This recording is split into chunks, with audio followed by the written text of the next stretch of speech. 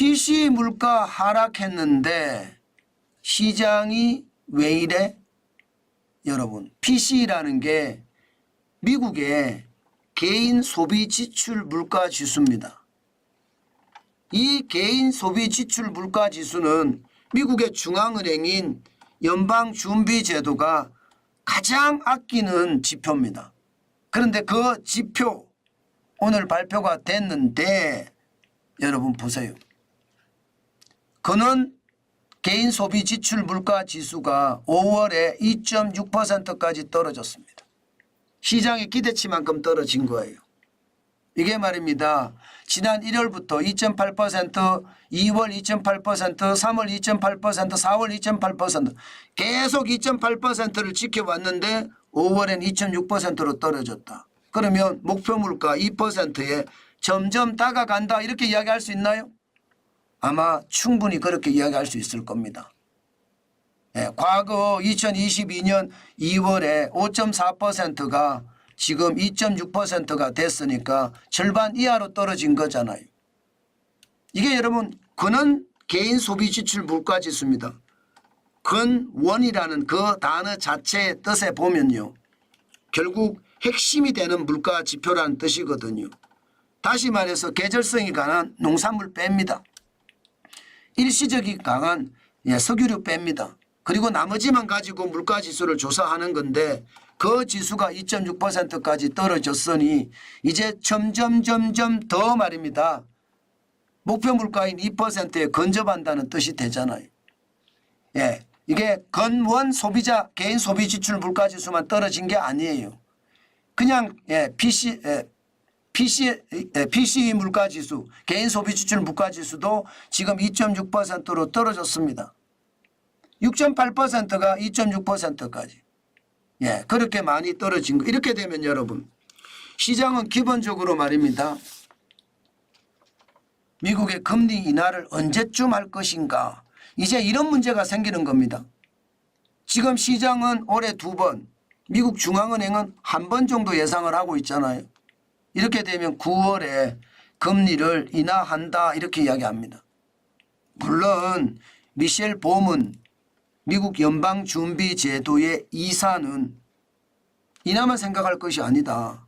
인상도 염두에 둬야 된다 이렇게 이야기는 했습니다만은 현재까지는요. 물가가 잡혀가는 것을 보니까 이제 금리는 뭐 2번 인하할 수도 있겠다 이런 생각도 할 수 있습니다. 할 수 있습니다. 그런데 이렇게 물가가 잡혔다? 시장의 예측치만큼 잡혔다? 이런데 말입니다. 시장은 왜 이러지? 이런 분위기가 나옵니다. 왜냐하면 떨어졌어요. 전부 다. 나스닥 종합지수가 0.71이 떨어졌고요. 126.08 예, 17,732.60으로 마감했습니다. 이 기술주 중심의 나스닥 아닙니까? 이게 떨어졌어요. 그러니까 이게 뭐지? 전부 다 생각을 할 수밖에 없는 겁니다. 마찬가지 대형주 중심의 S&P 500 지수도 0.41이 떨어졌습니다. 22.39가 빠졌고 5,460.48로 마감했습니다. 뭐 분위기가 싸하죠. 그죠? 분위기가. 당연히 그렇게 느껴질 겁니다. 예, 블루칩 중심의 다우산업지수는 0.12가 떨어졌습니다. 45.2가 빠져서 39,118.86으로 마감했습니다. 이처럼 말입니다. 미국의 3대 지수가 전부 다 어안이 벙벙해진 거예요. 왜? 다 떨어졌으니까. 왜 이래 도대체 시장? 아니 물가 잡혀간다며. 물가 잡혀가는데 왜 이렇게 떨어지는 거야? 이렇게 생각할 수밖에 없겠죠. 예, 그런데 제가 보기에는 그렇습니다. 이게 떨어질 수밖에 없는 게 생각했던 것보다가 안 떨어진 거예요. 시장의 예측치가 2.6%인 건 맞지만 이게 목표 물가 2%에 아직 근접하기는 그렇게 쉽지 않다. 이런 느낌이 시장에는 있었고요. 또 다른 하나는요. 너무 많이 올랐어. 나 이제 익절매 할래. 예, 주식 팔아서 이제 현금 챙길래. 그런 사람들이 많아졌다. 이렇게 이야기하면 이게 틀린 말일까요? 아마 그러지 않을 겁니다. 그 정도로 물가는 떨어졌다고 하지만 시장의 기대치만큼 떨어졌지만 여전히 높은 숫자고 또 그동안 말입니다. 주가가 계속해서 올라갔잖아요. 계속해서 올라간 것을 생각을 하면 이게 예상했던 것보다는 뭐 당연히 말입니다. 거꾸로 가는 것 당연하다 그렇게 생각합니다.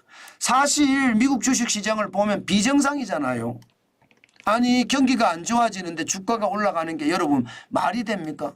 그런데 그런 일이 비일비재하게 벌어졌었잖아요. 지금까지요. 네, 비일비재하게 벌어졌습니다. 저는 그것을 보면서 이게 아직까지는 좀 더 두고 봐야 되겠다. 이제 정상이 돼야 된다. 경제가 좋아지면 주가가 오르고 경제가 나빠지면 주가가 떨어지고 그렇게 돼야 되는 것은 아닌가 그런 이야기가 계속 나올 정도입니다. 그 정도로 말입니다. 시장은 약간 변하고 있고요. 또 그 변화 속에서 움직인다 이렇게 생각하면 되고요. 아마 우리 시장도요. 지금 전체 시장을 보니까 테슬라는 조금 올라갔거든요. 테슬라는. 예, 지금 보면 198달러까지 올라갔잖아요. 약간 올라갔습니다. 이것은 우리의 2차 전지나 혹은 자동차주가 그렇게 나쁘지 않다는 뜻입니다. 나쁘지 않다는 뜻이에요. 그 정도로 테슬라가 올라가니까 조금 좋아질 수도 있다 이런 얘기입니다. 애플도 말입니다. 애플도 보면 떨어졌지만 뭐 많이 안 떨어졌습니다. 210.61달러입니다. 지금 216.67달러 6월 17일에 고점을 기록하고 조금 떨어졌긴 하지만 210.61달러도 결코 낮은 숫자는 아닙니다.